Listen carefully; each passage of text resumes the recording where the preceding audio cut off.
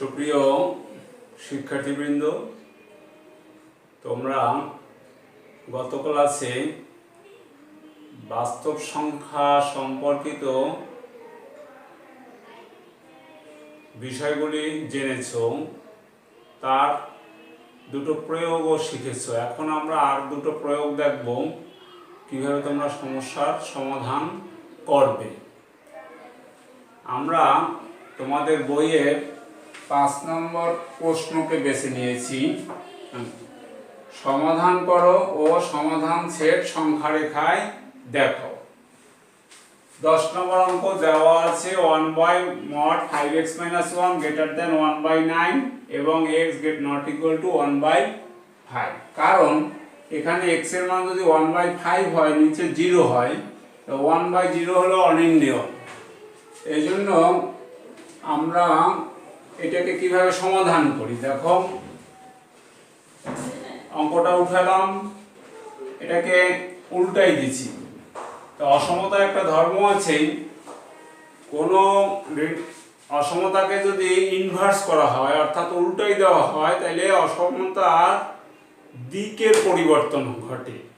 অর্থাৎ এখানে ছিল গ্রেটার দ্যান, হয়েছে লেস দ্যান। এরকম কোনো ঋণাত্মক সংখ্যা দিয়ে গুণ বা ভাগ করলেও অসমতার চিহ্ন পাল্টে যায়। এরপরে গত ক্লাসে যেভাবে দেখছো, এটা লেস দ্যান 9 আছে, তার পরিবর্তে লেখা যায় -9 এর থেকে বড়, +9 এর থেকে ছোট। এই -1টা দূর করার জন্য সকল পক্ষে 1 যোগ করছি, থাকলো এটা। এরপরে x এর মান বের করব, 5 সহগ আছে, 5 দ্বারা সকল পক্ষকে ভাগ করছি, থাকলো এটা। তাই নির্ণেয় সমাধান হলো এটা। এটাকে যদি আমরা সেটের মাধ্যমে লিখি, নির্ণেয় সমাধান সেট এর সমান হলো কি x। x কি যে কোনো বাস্তব সংখ্যা, x belongs to R, এবং এইটা লিখে দিছি। এখানে যে শর্তটা আছে যে x এর মান 1/5 হতে পারবে না, সে কথা তোমাকে লিখে দিতে হবে, এবং x not equal to 1/5 সংখ্যা রেখা s দেখানো হলো। এই হলো আমাদের সংখ্যা রেখা। -8/5 এর অবস্থান 0 এর বামে, 2 এর অবস্থান 0 এর ডানে, আর 1/5 0 এবং 2 এর মাঝখানে কোনো এক জায়গায়। তাইলে আমাদের মান হবে কি -8/5 এর বড়, অর্থাৎ -8/5 গ্রহণযোগ্য নয়। আবার 2 এর ছোট, 2 ও গ্রহণযোগ্য নয়, এবং x এর মান 1/5 হতে পারবে না। এইজন্য এটাও ফাঁকা রাখছি, অর্থাৎ এই জায়গাটুকু ভরাট হবে, এই জায়গাটুকু ভরাট হবে। এই ধরনের অঙ্কের সমাধান তুমি এভাবেই করবে। আমরা আরেকটা সমস্যা সমাধান করার কৌশল শিখব। তোমাদের গণিত বইয়ের 12 নম্বর প্রশ্নের 1 নম্বর প্রশ্নটা একটু ফলো করো। দেওয়া আছে x - 1 mod < 1/10 দেখাই দেব আছে mod x² - 1 21/100। অর্থাৎ আমার এইটা দেওয়া আছে, এটা প্রমাণ করতে হবে যে প্রথম পদ্ধতিটা আগের মতোই। এটা দেওয়া আছে, লেস দ্যান আছে, আমরা -10 এর থেকে বড়, +10 এর থেকে ছোট লিখতে পারি। 1 দূর করার জন্য সব পক্ষে 1 যোগ করলাম, এরপর সরল করলাম, 10 লসাগু 10 লসাগু, থাকলো 9/10 11/10। সকল পক্ষকে বর্গ করছি, 9 9 81/100, x² 121/100। এরপর আমার প্রমাণে আছে x² - 1, সকল পক্ষে -1 যোগ করলাম, এরপরে সরল করছি, 100 লসাগু 81/100, 100 লসাগু 121/100, মাঝখানে আছে x² - 1, বিয়োগ করলে থাকছে -19/100, এখানে 21/100। এখন আমরা এখানে লিখলাম -21/100 থেকে বড়, +21/100 থেকে ছোট। যেহেতু -21/100 থেকে বড়,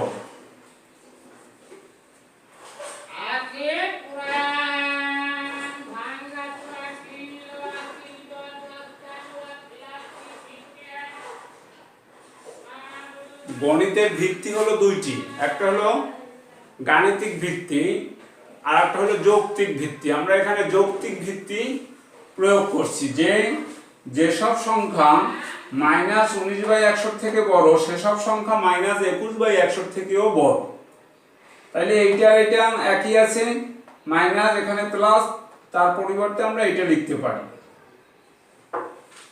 এবার এই অঙ্কটাকে আমরা বিকল্প পদ্ধতিতে প্রমাণ করব। দেওয়া আছে এত <1/10, আমাদের x² - 1 বানাতে হলে x - 1 আছে দরকার x + 1, তাই x + 1 এর মড আমরা এইটার সাথে তুলনা করব। x - 1 এর সাথে কত যোগ করলে x + 1 হয়? x - 1 + 2। এরপর পরম মানের একটা ধর্ম আছে mod a + b <= mod a + mod b। আমরা এই ধর্মটা অ্যাপ্লাই করছি, এটাকে a ভাবছি, এটা b, a + b mod a + mod b, কারণ আমার প্রমাণে আছে শুধু লেস দ্যান, আমি ইকুয়াল টু দেইনি। তাহলে এইটার পরিবর্তে এটা লেখা যাবে mod x + 1 <= mod x - 1 + mod 2। তাহলে mod x - 1 এর মান কত? 1/10, আমরা সেটা 1/10 লিখলাম আর প্লাস 2, কারণ mod 2 এর মান +2। এখন এই 1 নং সমীকরণ আর এই 2 নং সমীকরণ গুণ করছি, x - 1 * x + 1, 1/10 * 21/10, তাই x² - 1 21/100। যেহেতু mod a * mod b = mod ab। এভাবে তোমরা অন্য অঙ্কগুলো সমস্যাগুলো সমাধান করতে পারবে। সুপ্রিয় শিক্ষার্থীবৃন্দ, এবার আমরা আরেকটা বিষয় সম্পর্কে জানব, সুপ্রিমাম ইনফিমাম কি। একটা সেটের সুপ্রিমাম এবং ইনফিমাম আমরা বের করব। সুপ্রিমাম এবং ইনফিমাম বের করতে হলে আগে ঊর্ধ্বসীমা এবং নিম্নসীমা বুঝতে হবে সেটের। আমরা প্রথমে ঊর্ধ্বসীমা যদি বুঝি, ঊর্ধ্বসীমা বা আপার বাউন্ড, এর যদি একটা সেট সেটা বাস্তব সংখ্যার সাবসেট হয় এবং তার একটা উপাদান হয় x, এবং x এর সাথে আরেকটা উপাদান m এর এমন সম্পর্ক হয় যে x <= m, অর্থাৎ m এর সমান বা ছোট হয়, তখন m কে s এর ঊর্ধ্বসীমা বলবো এবং তখন s কে বলবো ঊর্ধ্বসীমিত সেট। যেমন s যদি হয় -1 1 যা সাবসেট অফ r, এখানে x হলো এই সেটের যে কোনো উপাদান যা এই 1 এর থেকে ছোট বা সমান, তখন এই 1 বা 1 এর থেকে বড় কোনো সংখ্যাকে বলবো s এর ঊর্ধ্বসীমা। তাই s এর একটি ঊর্ধ্বসীমা হলো কত? 1 2 3 4 ইত্যাদি।